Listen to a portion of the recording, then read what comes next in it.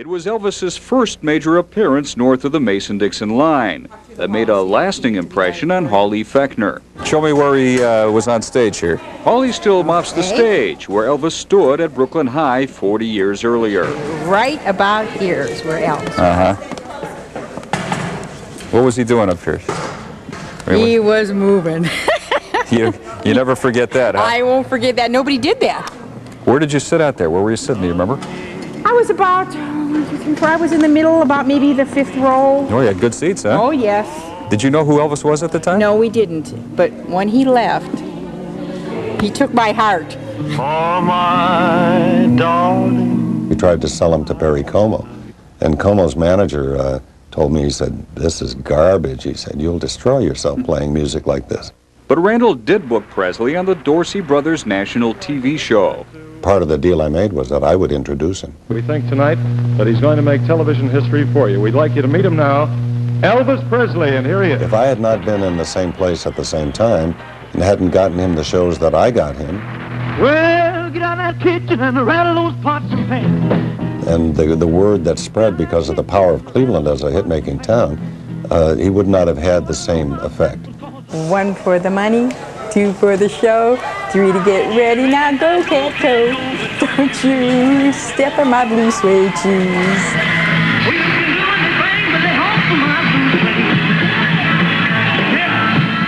Later, we traveled to Memphis to bring a piece of Elvis back to Cleveland and the Rock and Roll Hall of Fame. But up next on Interview, a secret peek into rock and roll's most priceless closet. Stay with us. Interview will be right back.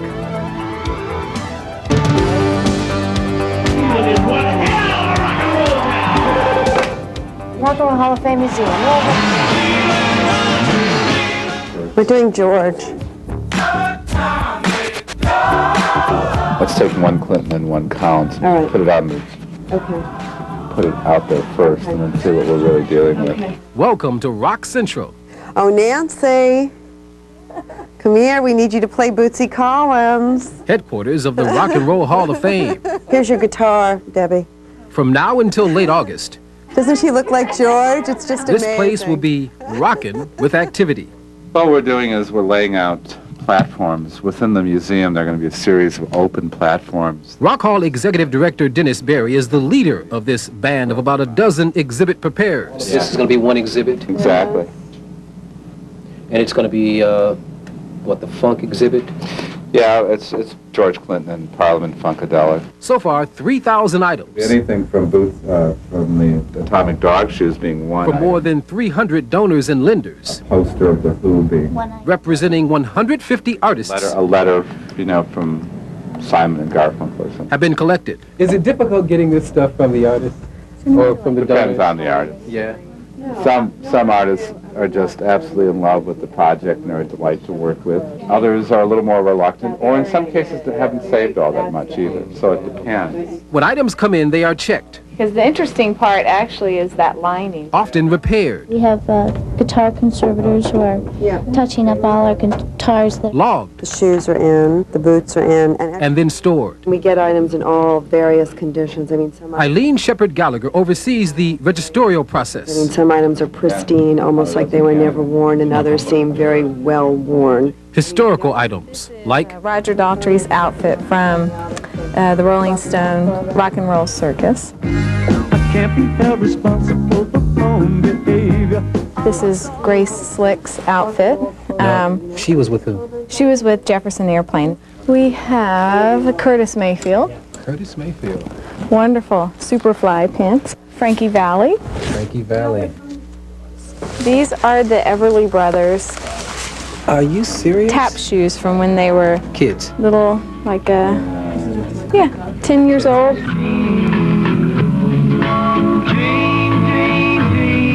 And we have several outfits from their mother, and literally everything's in twos. Oh, yeah. 2 shirts, 2 matching pants, 2 matching jackets. Now this surfboard, whose is this? From the Beach Boys.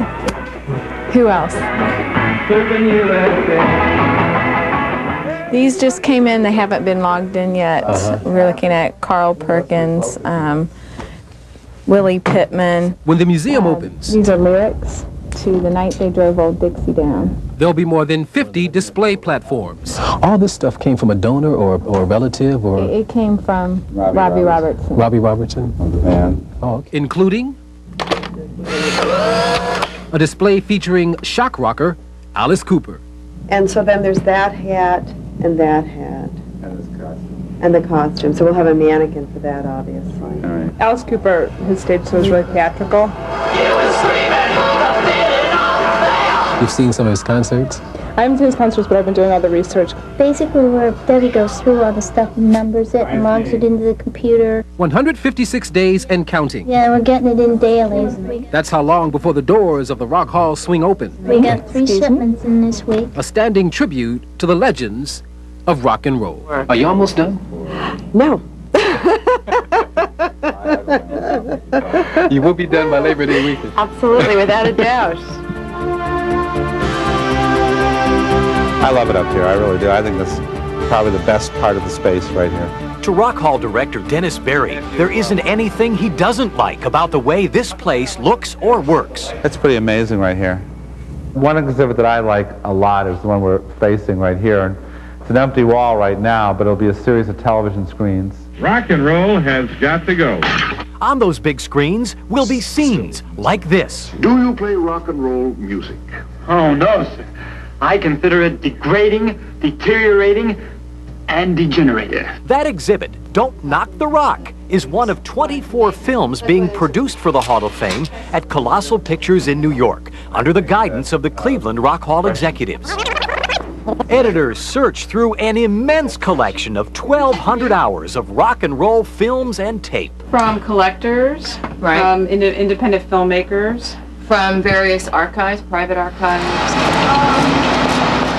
Another trip to the Big Apple done, Barry and Eileen Shepard Gallagher head home to Cleveland. The text panel's pretty wide. She to a planning session with the exhibit designers from San Francisco. Right. And now the real question is, what else are we putting inside these cases? And he... And this is the way you're supposed to go up to the Hall of Fame. To the room that will be the hallowed hall where the inductees will be enshrined. Symbolically, it is the top of the building, and it does represent, you know, for people a kind of a great achievement level in their career to have made it to the top, so to speak. It's very dramatic. It's a centerpiece for the Renaissance of Cleveland, and I think everybody will be here because of it. New Center 8's Interview. We'll be right back.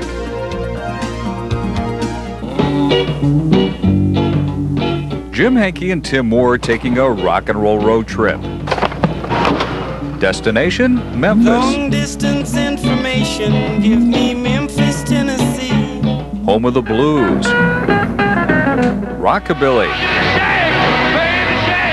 And of course, Elvis. Graceland will loan the hall memorabilia from the King's comeback special. But if there was ever a perfect moment in Elvis's career, if ever there was a perfect moment in rock and roll history, it was the '68 special. Walk through a party in the county jail. This is certainly going to be one of the cornerstones of our museum, and we're extremely happy about it. Because one thing's for sure. After all, you couldn't build the Rock and Roll Hall of Fame without Elvis.